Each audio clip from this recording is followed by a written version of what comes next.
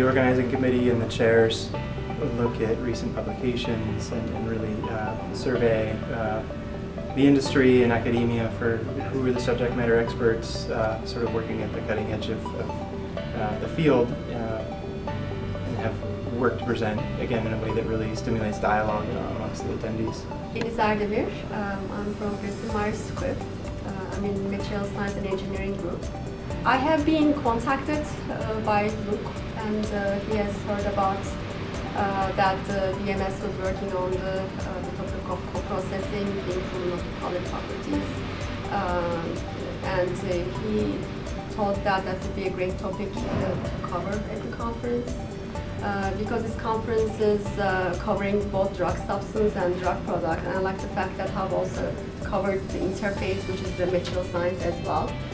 So I believe it was a relevant subject for the subject of continuous manufacturing. For this year's conference specifically, because it was on continuous manufacturing, and this is an area that I have been working in for about 7 years now.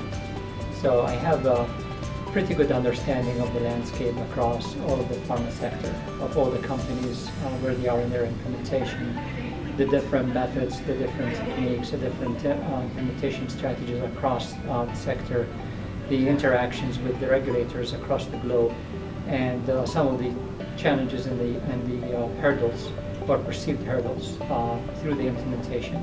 So when I was approached by the program coordinator last year about this year's conference, it wasn't really